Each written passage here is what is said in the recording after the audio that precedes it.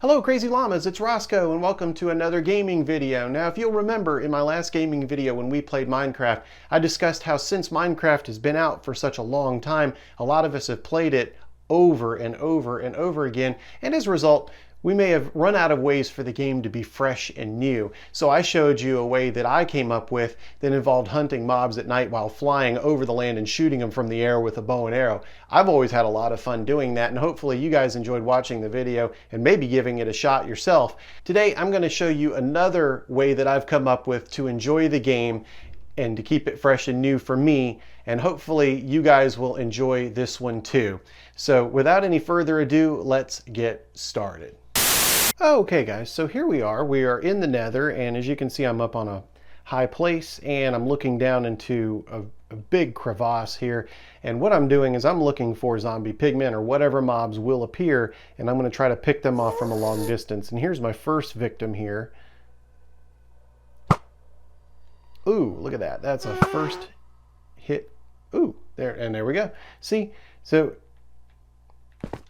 the idea is to try to find mobs that are really far away and have no idea that you're even coming for them, and then just to waste them. Like these guys I would consider to be a little bit too close. They'd be fun to hit, but it wouldn't be very difficult, and I like things to be difficult. So we're going to look around for a good perch here and until I can see some mobs from a good distance away that I can go ahead and waste from. Oh look, we got a dancer there. Let's put an end to his dancing days. Oh, that stopped him. But now he's kind of hiding behind that rock.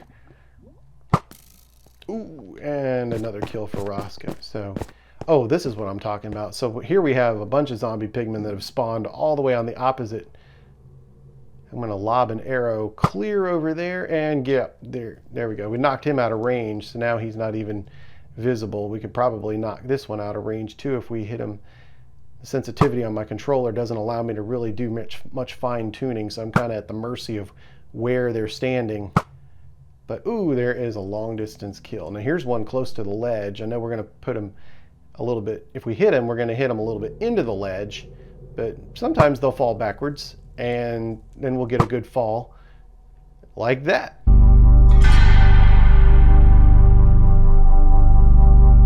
Oh, and he fell right on another guy. That could have been a double kill if that other zombie pigman could have gotten damage from that. So here we go. This is the game. I mean, this is what I like to do. I go into the Nether. I find mobs that are a long way away, and I like to waste them from a distance. And you know, they have absolutely no idea what's come to get them. And every now and then you'll move around a little bit and try to find another mob in another area that is a long way away. This guy's a little higher than me. I'm going to compensate, and ooh, look at that. It isn't really incredibly hard to do. You don't hit your mobs every time, but it is a lot of fun. And of course when they move around a little bit, that makes it a little bit challenging too. But in this case, it usually takes about 3 hits to kill a zombie pigman. I don't know if he despawned or went out of range or what, but here we got a couple of guys standing next to each other, and we're gonna at least off one of them. There goes one, and if I can fine tune, oh, the other guy is getting lucky here. I've shot 2 right at his feet, and he hasn't even tried to move. If I were standing somewhere and I got shot at, I would be getting out of dodge. And we have another dancer. There he goes. Look, he's still dancing. We're gonna see what we got going on. Those guys are a little too close. I'm looking for somebody that might be a little bit more challenging, a little bit harder to hit from where I am and where they are. So we might just have to take our business elsewhere here and fly to another ledge. I'm gonna hide behind this rock here and see if I can't get him. Just like that. Oh, he moved. Oh, wonder if he fell off the ledge.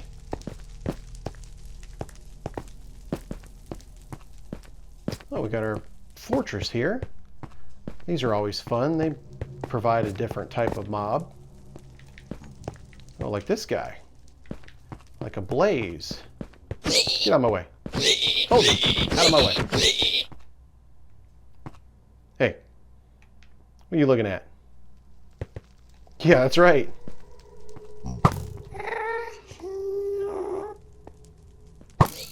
Ooh, right in the buns. Yeah, that's what you get for getting in my way, buddy.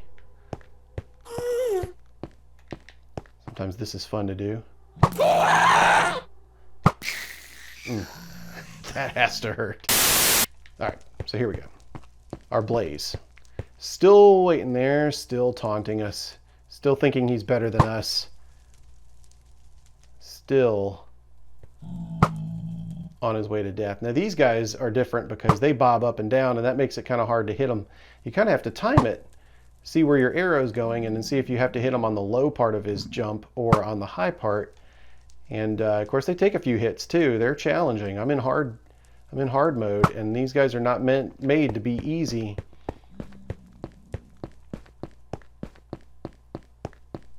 Look how lucky he got. Look at that. I want that back.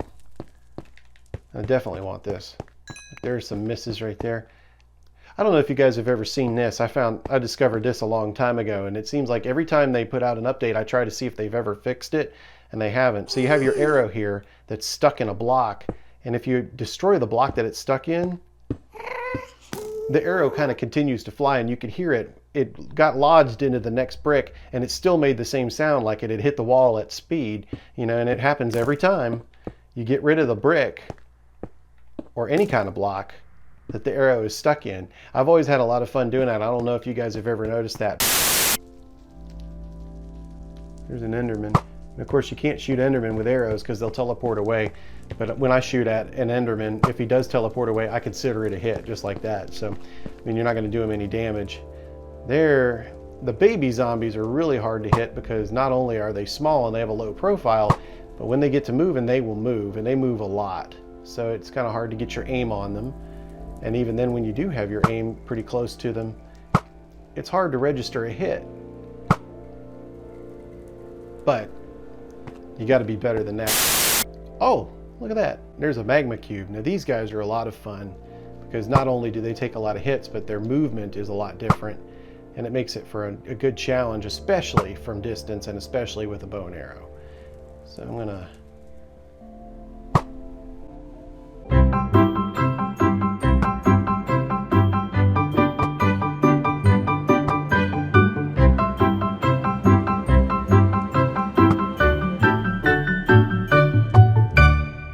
see if we can knock him off. You cannot run. You cannot hide. Well, there, he can hide, but... From downtown! Oh! That was adorable how that other guy jumped in front of his friend to try to stop the bullet, but Roscoe always gets his kill. Another one right in the bread basket. Oh yeah. Oh! Come on. Yes, yes. The worst way to go. Get back here. Yeah, there we go. Inside the ghast. I wonder what happens if I were to get inside of him and shoot. If it would let me. I'll never catch up with him.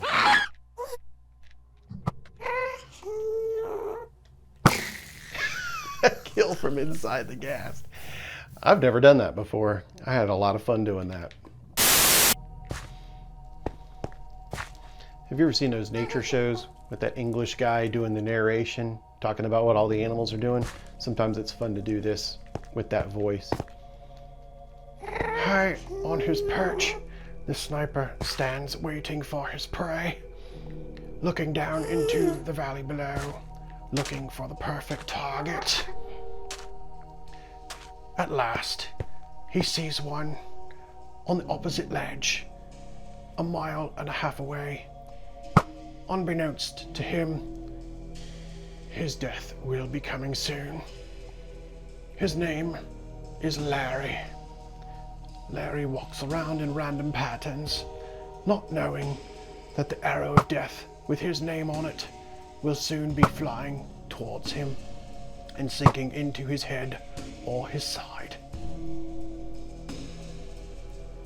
Larry is a mover, making it difficult, and then Larry disappears, forcing the attacker to move a little closer so as not to miss out on his prey.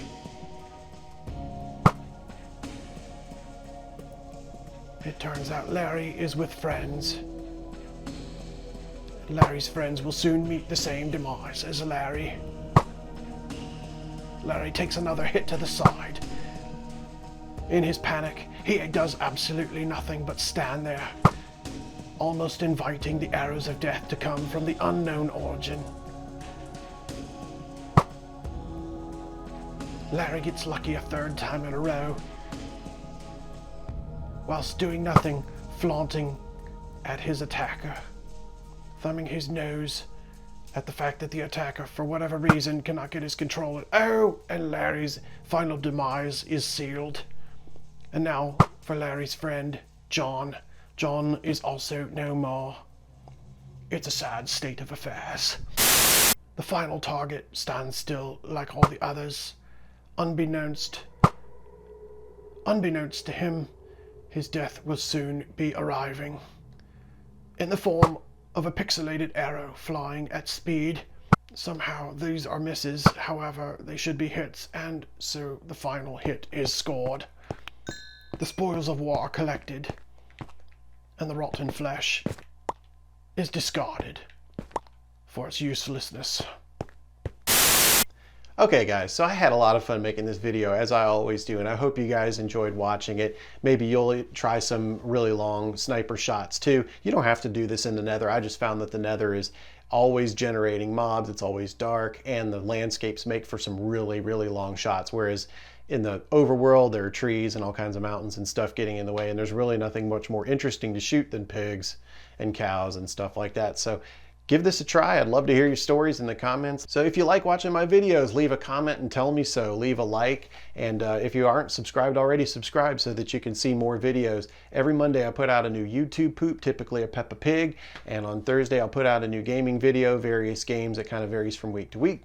So just hit that notification bell so that you know when my videos are coming out. And until then,